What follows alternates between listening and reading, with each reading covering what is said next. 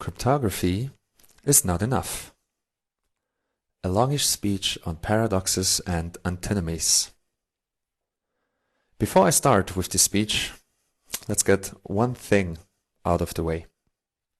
Code is speech, and speech is code, and if speech isn't free, as in freedom, then we'll run headlong into censorship and tyranny.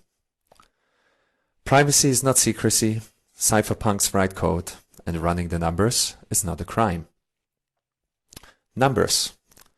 I'm gonna talk about 3 numbers today, because this is gonna be a presentation in 3 acts. Black on white, white and black, and in the 3rd act we're gonna add a little bit of color. The 3 numbers are 12, 21 and 10. Number 12, Act 1. Let's begin. Bitcoin. As we all know, Bitcoin is code. It's computer code, but in my opinion, more importantly, it's a moral code. And this moral code is deeply embedded in Bitcoin and in the creation thereof. And the moral code, in essence, says, you shall not inflate, you shall not confiscate, you shall not counterfeit. In short, you shall not steal. That's what Bitcoin is saying, basically. I will say something to you now that might sound outrageous at first, namely, Bitcoin is knowledge. And I mean this literally. So Bitcoin is literally knowledge. And as another guy who is long dead said at one point in time, knowledge is power. Of course, we all know knowledge is power was said by Francis Bacon. And if we can equate that knowledge is power and Francis Bacon and Bitcoin is knowledge, then we can easily deduce that Bitcoin is baking. Bitcoin is baking. I mean that literally, and you might think, has this guy lost his mind? No, that's not the case, because Bitcoin literally is baking, because 24 times the word baking is a valid BIP39 seed phrase, which is a valid Bitcoin wallet. So you can verify this yourself, download something like Blue Wallet, enter baking 24 times, and you will have a valid Bitcoin wallet. So baking times 24, that's Bitcoin. And this works with many different words: flag, gas, grade, slice, solution, summer, day, trade, trap, zebra, and there are others. In total, there are 241 of these special words that work if you just repeat them often enough. Some words you have to repeat 12 times, some others you'll have to repeat 24. So 12 words in your head, 12 magic words. This is what Bitcoin is, and this is what Bitcoin can be. Funnily enough, 12 times word also works and is also a valid Bitcoin wallet. So this literally is Bitcoin. And anyone can use this. You should not use this. These are terribly insecure wallets. But nevertheless, this is how Bitcoin works. Bitcoin is just 12 magic words.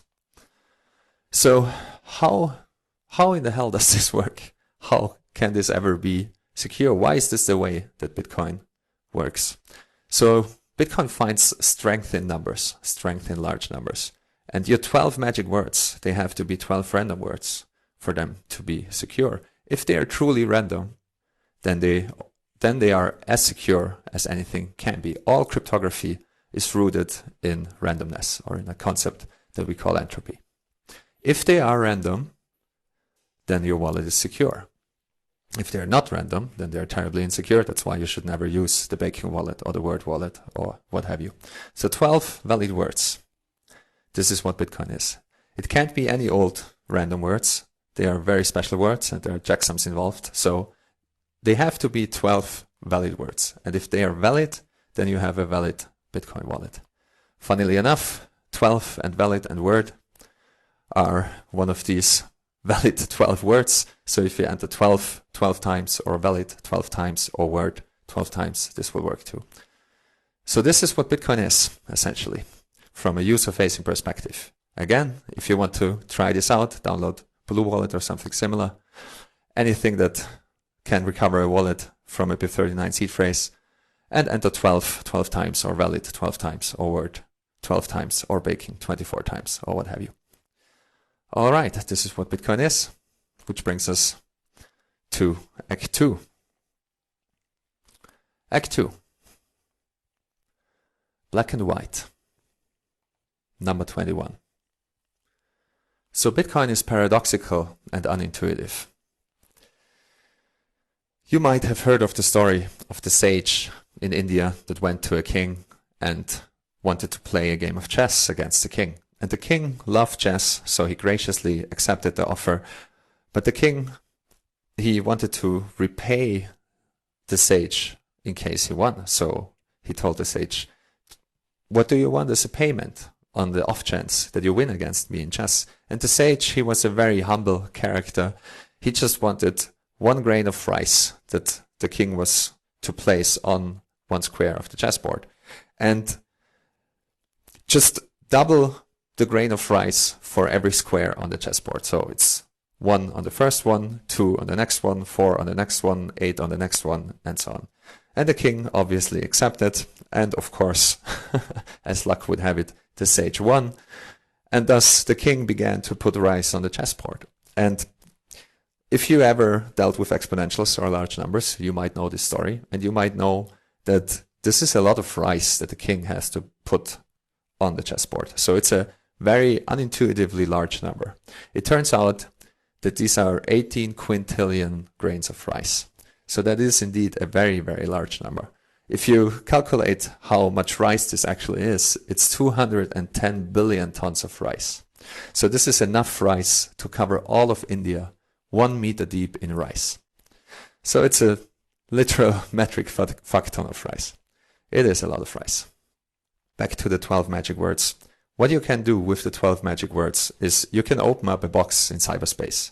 Keep in mind that all metaphors about Bitcoin break down at one point in time. So if you want to understand Bitcoin deeply, you actually have to look at the code, understand the code, and so on. So all these metaphors are imperfect. Nonetheless, I believe that they are useful. So you can think of the 12 words as opening up a paradoxical box in cyberspace. And of course, you can put Bitcoin in this box. And these 12 magic words, of course, we talk about these things as a private key. And you can think of the box as being locked. And the key is what unlocks the box, and then you can move Bitcoin around and so on. But also keep in mind that Bitcoin only exists inside these boxes. There is no such thing as, like opening the box and taking Bitcoin out. All you can do is move it to a different box. So let's say you put 1,000,000 sats into this box, which is also why we say not your keys, not your coin, because your keys are equivalent to this value. That's the neat thing about Bitcoin. It stores value in bits and bytes directly. It's not a password to anything that is separate.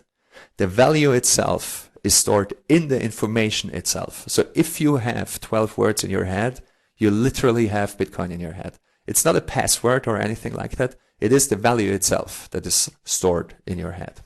And so that's why the keys are equivalent to the coins. So let's say this key, these 12 magic words, control 1,000,000 sats. And let's say, just for the sake of argument, you put 1,000,000 sats into this magic box. So if the key is random, and if you manage to keep it private, then everything is good. But if you do something stupid, and let's say you put the 12 magic words onto a public presentation, then it's very unclear who owns these kind of Bitcoins. Like it's who, the 1,000,000 sats 5 minutes ago, it was my 1,000,000 sats. Who owns them now? It's a very difficult concept to pin down in Bitcoin, the concept of ownership. So if we look at this magical box, there is 1,000,000 sats in there. And now we can say with 100% guarantee that this box is now empty and the 1,000,000 sats are 100% gone. I can say this with confidence because I tweeted this out not too long ago. And, some of the people on Twitter, they're probably way quicker than you watching this presentation after the fact. So I know for a fact that these are 100% gone. So 12 magic words. Again, how can they ever be secure? We spoke about randomness and we spoke about these non-random wallets like Baking and Word and so on and so forth, and how you should never ever use them. So the security, again, comes from a strength that is embedded in large numbers. We have 2048 of these special words, and if you take a 12-word seed phrase, this is 2048 to the power of 12, which approximately is 128-bit security, which is this very large number if you write it out. And if you remember the story about the grains of rice on the chessboard, that's a way larger number than 18 quintillion. So the quintillion are, somewhat in the middle. So we are many orders of magnitude larger than the chessboard story. And just to remind you, 18 quintillion was enough to cover all of India 1 meter deep in rice. And to guess a private key, you would have to, like one specific one, you would have to pick out one specific grain of rice out of this, out of all of India that is covered very deep in rice. With Bitcoin, it's even more involved. So you can think of it as the whole visible universe covered in grains of rice, and you would still have to pick out one grain of rice to break open a wallet, so to speak. All right, so if the 12 words are random, then you're more than reasonably secure. And if you manage to keep your keys private, then again, you're secure and you have nothing to worry about. So you have to check both these boxes. We spoke about one paradox already. I want to rattle off some of the paradoxes that come to mind when we speak about Bitcoin. So again, keep in mind, all metaphors are imperfect. These are various things that people have said over the years, what Bitcoin is and how it works and what the implications are. Don't take any of these too seriously, but still, I think it's interesting to think about these things. All right. The paradox of possession. We saw this already very clearly, that you can't really possess Bitcoin. So Bitcoin is secret knowledge. But you can definitely be possessed by Bitcoin, as is evidenced by a lot of people that seem to be literally possessed by Bitcoin. So Bitcoin is everywhere and Bitcoin is nowhere. Bitcoin can't be copied, yet every part of Bitcoin can be copied. Bitcoin is always changing, yet it is unchangeable. So no single line of code in Bitcoin is the same as it was when it was first created by Satoshi Nakamoto, but it's still unchanging in essence. I would like to say that Bitcoin's soul has an unchanging character. Bitcoin is digital, yet it is scarce. Digital scarcity used to be an oxymoron, but now we have something that is digital and that is scarce. Bitcoin is dead, as the mainstream media pundits will always tell you, yet Bitcoin is alive. Bitcoin is the pebble, yet Bitcoin is the pin. Bitcoin is simple, yet Bitcoin is complicated. Bitcoin is elegant, yet Bitcoin is complex. Bitcoin is ugly, yet Bitcoin is beautiful. Bitcoin is worse is better. It's a great article by Gwern written a couple of years ago. Bitcoin is worthless, yet Bitcoin is too expensive. Bitcoin is finite, yet Bitcoin is endless. Bitcoin is private, yet Bitcoin is transparent. Bitcoin is energy intensive, yet Bitcoin is insanely efficient at what it does. Bitcoin is slow, yet Bitcoin is fast as lightning. Bitcoin can't be confiscated, yet Bitcoin can be lost. Bitcoin is taxed, but Bitcoin is money. Bitcoin is time, and Bitcoin is energy. Bitcoin is savings, and Bitcoin is streaming money. Bitcoin is conservative, yet Bitcoin is progressive. Bitcoin is political, and Bitcoin is apolitical. Bitcoin is lawless, and Bitcoin is the law. When it comes to transactions, everything that happens internally in Bitcoin, Bitcoin definitely is the law. Bitcoin is math, and Bitcoin is physics. Bitcoin is religion, and Bitcoin is atheism. Bitcoin requires randomness, yet Bitcoin creates order. Bitcoin price is important, yet Bitcoin price is terribly unimportant at the same time. Bitcoin pays people, yet Bitcoin can't go bankrupt. Bitcoin is intangible, yet Bitcoin is incorruptible. Bitcoin has rules, but no rulers. Bitcoin is love, and Bitcoin is fuck you money. Bitcoin is a chain, yet Bitcoin and slavery. Head tip to Ben Gunn, who brought this to my attention on Twitter. This is the one that I really like the most. After studying Bitcoin for many, many years, it seems that this is very much true. So Bitcoin is 12 words in your head, and Bitcoin is 21 million. Bitcoin is knowledge, and knowledge is power. So where does Bitcoin derive its power from? Bitcoin derives its power from the asymmetry of knowledge. Knowledge asymmetry, information asymmetry.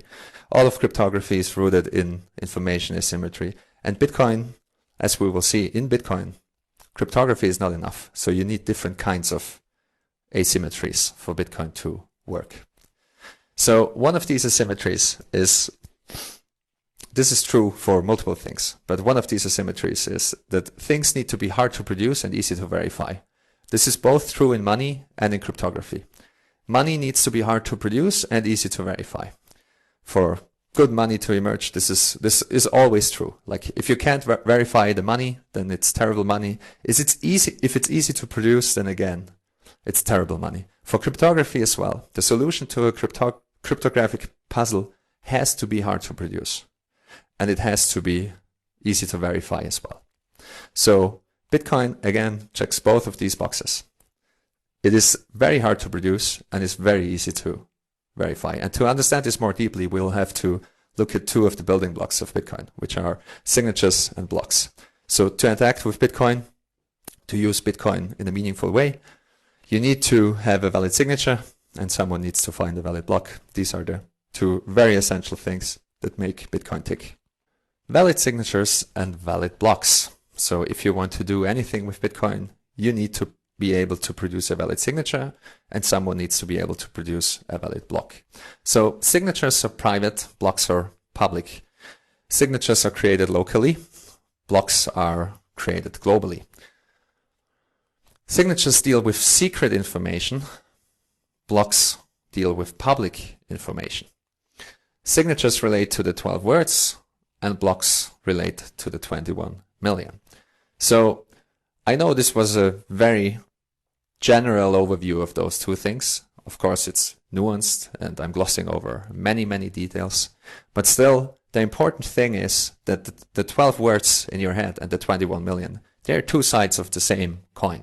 So they're like the two pieces of yin and yang that you need to put together for Bitcoin to emerge. One of them is not enough. You need both. You need the private information, which are your 12 words, and you need the completely public and publicly verifiable information and the publicly verifiable history of the blockchain, of the thing where the 21 million emerge out from to make Bitcoin work and to use Bitcoin in a meaningful way. So let's put the two together.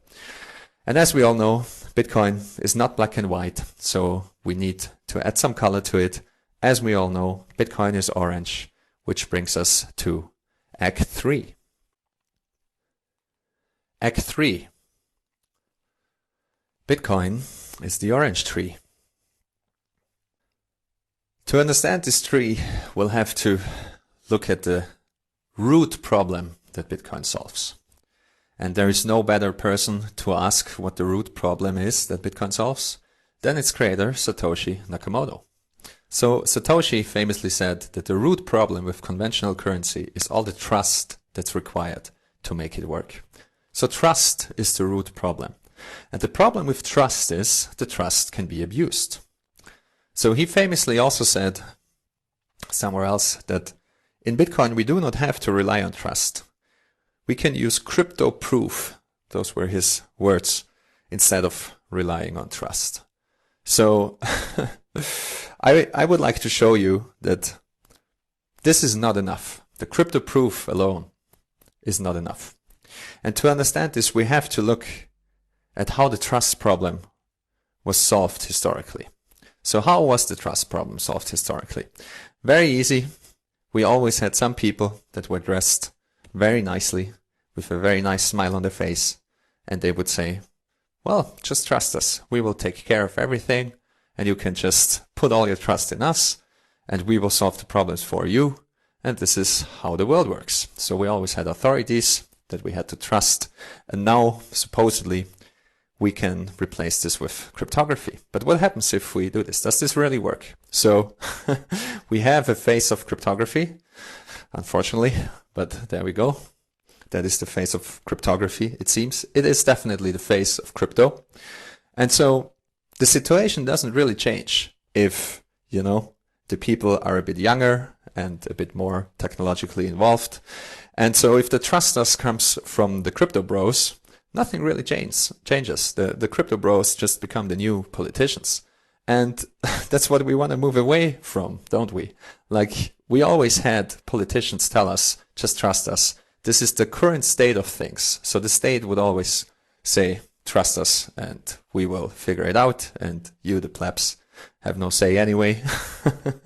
And Bitcoin is not about trusting the state. Bitcoin is about the separation of money and state. And for the separation of money and state, cryptography is not enough. If cryptography would be enough, we would have had something like Bitcoin. We would have had cryptographic money for a long time already. So we had keys and ledgers and those kind of things for a very, very long time. This is a cryptographic device that is very, very old. This is a ledger that is thousands of years old. And we can't magically put them together and have something like Bitcoin. Because cryptography alone does not provide integrity. Cryptography alone does not provide legitimacy. And to understand, like, I choose these words very carefully. And to understand why this is the case, we have to at least, you know, like, do a little bit of political philosophy and speak to that guy. And this guy is Thomas Hobbes, and he famously said that authority, not truth, creates legitimacy. And he said this about state power. And as we all know, Bitcoin changes you in a massive way. So now we have our own kind of political philosophers. And Thomas Hobbes turns into Eric Kaysen. And what Eric Kaysen says about Bitcoin power is the truth, not authority, creates legitimacy. And that is exactly correct. That is exactly right. The authority in Bitcoin comes from truth itself. It does not come from any external source. It's a closed loop system that builds up its own truth that anyone can verify. You don't have to trust anyone. And again, cryptography is not enough for that. You need something else. You need something else. So I highly recommend to read Eric Kaysen. He is on a mission to reclaim the word crypto. And you can read his writings on cryptosovereignty.org. And we're going to talk about crypto and cryptography next. So when I say crypto here in this context, most of the time I mean cryptography. And again, I would like to show you that cryptography is not enough. Because cryptography requires secrecy. Cryptography requires secrecy. Always. Which means automatically cryptography does not provide legitimacy. Because cryptography is not necessarily tied to reality. Cryptography also doesn't automatically provide any type of scarcity. If this would be the case, we would have had scarce digital things for a very long time. We would have had it before Bitcoin. But we don't. Like, we didn't. We needed something else. So crypto most definitely provides, like, crypto does not provide scarcity, period. We have over 9,000 shitcoins listed on CoinMarketCap. And so it's very, very clear that crypto does not equal scarcity. If you hear crypto, just think rug pulls. That's way more accurate. Don't think scarcity. Don't think, quick riches or anything like that. Just think rug pulls. You will have an easier life. Which brings us to the next section of Act 3, which is the great rug. Here's the problem with rug pulls. It ain't what you don't know that gets you into trouble. It's what you know for sure that just ain't so. Mark Twain famously said this about rug pulls. And Satoshi also had something to say, that he basically said, where there is trust in others, there's a rug. I'm obviously paraphrasing, but I can highly recommend you read the books of Satoshi, all his writings. It's a compilation of all his writings online in chronological order. And he was talking about trust a lot and how trusted third parties are security holes. Again, a great piece by Sabo that everyone should read. And of course, the great rug. Bitcoin fixes this. Because Bitcoin is not crypto. Bitcoin is not a rug pull. Bitcoin, in fact, is anti-rug pull technology. Bitcoin provides legitimacy. and it provides legitimacy by combining reality and cryptography. It combines also physics and math, which a lot of people don't get. And it combines cryptography with another kind of proof.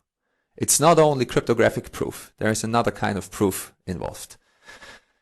It combines keys with work, and most importantly, keys and work are not the same thing. They're truly not the same thing. They're very different, just like reality and theory is different. And one way to think about reality is that reality is that which survives. And my friend Alan Farrington, he wrote a great piece, Only the Strong Survive. Again, everyone should read it. And so we have to talk about strength for a little bit. This beautiful image, I call it Adam's back, for obvious reasons, because Adam Beck is the inventor of proof of work. And the beautiful thing about proof of work is that it is self-evident. Proof of work is completely self-evident. You don't need any external source of truth for proof of work to make sense. So proof of work is self-evident, and proof of work always deals in transformation. So proof of work is always about transformation. It doesn't matter if it's the pyramids that transformed stones into large pyramids. It doesn't matter if it's the ripped guy in the gym. Proof of work always deals in transformation. And if all we have is data, then all we have is computation. So we only have data, information, and the transformation of this information, which is computation. And of course, to do compute, we require electricity. And to generate electricity, we require energy. And energy, of course, is costly. We cannot print more energy. And this is where the integrity of proof of work comes from. So proof of work provides integrity without authority, without crypto keys, and without relying on secrecy. So the difficulty adjusted proof of work in Bitcoin truly is the solution to many, many, many problems. And the more people understand this, and the quicker they understand this, the easier it is to figure out why Bitcoin works and why other solutions failed, and why moving away from the difficulty adjusted proof of work is a terrible idea. You reintroduce all the problems that Bitcoin actually solves. And one of these problems is the problem of time. So you all remember the story of the sage visiting the king in India to play a game of chess, which had a very unintuitive outcome. I want to tell you a Bitcoin riddle. You all probably know a little bit about Bitcoin, otherwise you wouldn't watch this. And you probably know that Bitcoin has a block time of 10 minutes. So every 10 minutes a new block comes in. And this is my favorite Bitcoin riddle, kind of, or one of my favorites, because it will tell you how much someone knows about Bitcoin, how deeply they looked into it already. So let's assume, again, every 10 minutes a new block comes in. That's the way things are in Bitcoin. And let's assume that the last block came in 9 minutes ago. When will the next block come in? Most people will say something like in a minute, or maybe a little bit longer, 2 minutes, something like that. And the correct answer, very counterintuitively, is always 10 minutes. So if you said something else than 10 minutes, then you basically you made the gambler's fallacy. So the principle behind this is very similar to you standing at the roulette table and red came in for like 15 times in a row.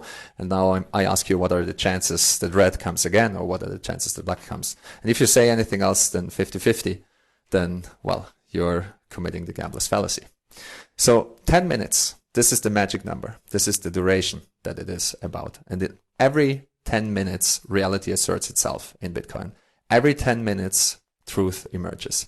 Every 10 minutes, past becomes stone, and every 10 minutes, information is reified. So it's about this duration of 10 minutes. This is the constant in Bitcoin. This is more or less the only constant in Bitcoin almost, because everything else emerges out of that. And you could say that Bitcoin measures duration via computation. Like, this is not terribly inaccurate. And further, Bitcoin not only measures duration via computation, it also settles 10 minutes of history every 10 minutes. So it is about these 10 minutes of history. But it's not only about the past, it's also about the future. And that's such an important concept to understand, that Bitcoin Bitcoin is fixed in time. It's not really tied to energy, or like mining Bitcoin doesn't require energy in the sense that the more energy you put in, the more Bitcoin are mined, and everyone is just greedy and, like we want to produce more Bitcoin. That's why we use more energy for it. No, energy relates to security, and energy relates to the distribution of the 21 million. It does not create more Bitcoin. And the reason why we know this is that we have Bitcoin supply curve. So Bitcoin has a predetermined supply. It has an emission schedule. So the supply is emitted over time. And that's why we know in the year, approximately 2140, all 21 million Bitcoin will be mined. And this is obviously linked to duration, because with every valid block, new Bitcoin are emitted. And this is how Satoshi solved the problem of bringing new coins into circulation, which is an insanely difficult problem to solve without any authority. So it is like a natural process, a natural growing thing that emits new coins to all those who choose to secure it. And this is why the genesis of Bitcoin is so important, and it's so beautiful. And that's the only way to do any fair distribution. Everything else falls back to authority. That's what I mean when I say Bitcoin is time. I mean these 10 minutes, and the past and the future, and how the past is settled and how the future is predetermined. So the difficulty adjusted proof of work is what creates an unforgeable history. Nick Szabo talked about unforgeable costliness. I think in Bitcoin we should talk about unforgeable history, because a ledger is just that. A ledger is a history of transactions. Who owes what to whom? And it has to be unforgeable for it to be good money. Otherwise it will always be manipulated. And Bitcoin creates this unforgeable history. The difficulty adjusted proof of work solves the root problem. A lot of people, when they talk about the root problem, they mean the double spending problem, but we framed it as trust and integrity. So the difficulty adjusted proof of work provides trust and integrity. Most importantly, without relying on secrecy, without relying on authority. So the difficulty adjusted proof of work solves all the problems of man's past. And I mean it literally. It solves the problems of gold. It solves the problems of fiat, obviously. It solves the problems of all the digital monies that we tried to create in the past. So Bitcoin has a very rich history of, like, it depends on how long you want to go back, but Bitcoin did not appear out of nowhere. Like, people, ever since the internet emerged, people tried to do money on the internet, and they always failed. And people say they failed because of the double spending problem and so on and so forth. But there's a lot of things wrapped up in the double spending problem. So we already talked about trustless issuance. We didn't really talk too much about decentralized timestamping, but if you want to read about it, please read Bitcoin is Time. We also didn't talk too much about cryptanalytic stability. That's one problem that Nick Szabo tried to solve for the longest time. The problem is that you cannot define a cryptographic puzzle or any computational problem where you can be sure that any computer will solve it below a certain threshold of time. So let's say pick any supercomputer, and it will take this supercomputer at least 5 minutes to solve this problem. You cannot do it. You just can't. That was a big problem of digital monies, because you cannot know the breakthroughs in computing. You cannot know if someone comes up with a new architecture or a better, way faster computer that's like 10 trillion times faster, and suddenly you can solve this problem in like a millisecond. And so this cryptanalytic stability, the problem of cryptanalytic stability, was a really hard problem. The difficulty adjusted proof of work solves it. Digital scarcity, again, it used to be an oxymoron. Now, thanks to Bitcoin, we have it. And data integrity, that's what I want to talk about next. And of course, the computer scientists listening to this, they will have big question marks in their mind, because they all know that we were able to do data integrity before Bitcoin. Like, we have multiple ways of doing data integrity. But I'm here to tell you, no, that's actually not correct, because for data integrity to work, you always needed to have keys. So how do you do any type of data integrity without secret information, without relying on private keys? What if all you want to have is just public information? What if authorities are not allowed? What if key holders are not allowed? What if we must not have a quorum of people that sign off on the integrity of the information? All the other things, all the other systems that want to remove proof of work from the equation automatically fall back to a quorum of people, to key holders that sign off on the information. It's very much a fiat move, where we have authorities to say, This is the reality. This is the gold in the vaults. Just trust us. We sign off on this. All the gold is there. Just trust us. And you're dealing with paper notes. So removing proof of work is an absolutely horrible idea that reintroduces all the problems that Bitcoin solved. So how can you do data integrity? How can you do data integrity without any private keys? How can you do it? It's a really hard problem. To understand how data integrity works, we will have to take a closer look at this orange again, and we'll split it up again. So we're back into yin and yang, and we're going to talk about integrity and validation. We're going to talk about the 12 words again and the 21 million, and about private keys and public ledgers. Very briefly, if you have keys and you want to prove the integrity of the keys, it's very easy because you can do key pairs and asymmetric cryptography. Then we have private keys and public keys, and with one or the other you can check the integrity of the other. And just, you know, this is well known, this is nothing new, this is all fine and nice, and that's very, very easy. If we have keys, data integrity and validation is very easy. What if we don't have keys? What if we don't have any private part at all? What if all we have is public data? What if we must not have any keys? This is so important. Like, how to do this without any keys at all? How to do it? Well, the answer should be obvious, but it wasn't obvious for the longest time. It was only obvious to Satoshi. And the answer, of course, is proof of work. Adam Beck, and so on and so forth. Because the nice thing about proof of work, again, is that you only have to look. You only have to look. Proof of work is self-evident. Everything you need for verification is publicly available. Nothing is hidden. No private keys are needed. There is no authority. There is no secrecy. There's just truth. There's truth embedded in the data itself. And that's why it's so beautiful. You just can look at it, and without any use of any private keys, you can verify that everything is correct in the data itself. And you can go back to Genesis and see that no one was able to modify this data in any shape, way, shape, or form. And you do not need to trust anyone. You do not need to trust any quorums, any key holders, any external sources. The truth is self-evident in the data itself. That's what NVK meant when he said the map is not the territory. Like in Bitcoin, in Bitcoin, the map is the territory. In Bitcoin, the map is the territory. There is no differentiation. You just look at the map, you look at the data, and there is no external thing. The truth is self-evident in the data itself. In Bitcoin, truly, the map is the territory. So this was the big brain invention of Satoshi Nakamoto, because Satoshi was the first person that was able to think decentralized completely about issuance, about security, about time itself. The timing problem is such a difficult problem to solve as well. Like, I encourage anyone who is interested in other systems to always look at the timing problem. We don't have a fixed time in our universe.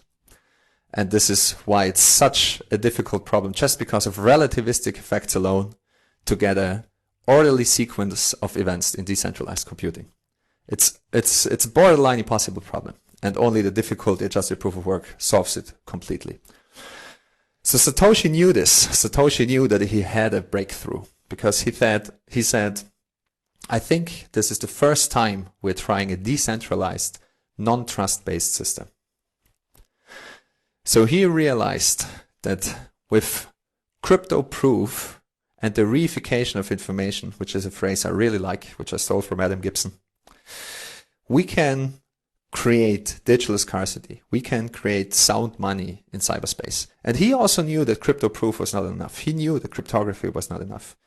He mentioned in one of his posts that we have computational proof of the past, computational proof of the sequence of events. That's what he said. And it's this computational proof. Computational proof is different from cryptographic proof.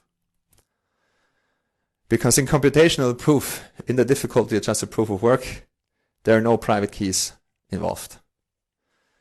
It's just pure computation, pure raw energy, if you will.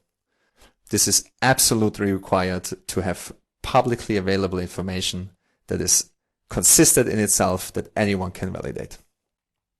So, Bitcoin is knowledge.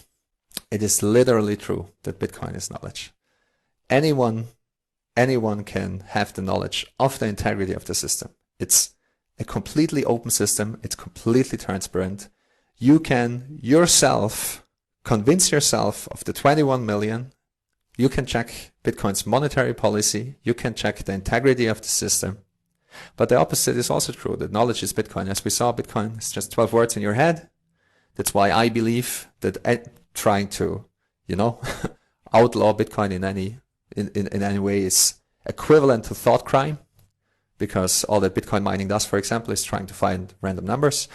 All that holding Bitcoin entails is having 12 words in your head. So if your government tells you that you're not allowed to hold Bitcoin, that's what they are saying. You cannot think of baking 24 times. You cannot think of word 12 times. You can't have 12 random words in your head. That's what anyone is saying when they forbid you to use Bitcoin. It's of course not enforceable, but that's a different kind of that's a different kind of speech. Knowledge in Bitcoin.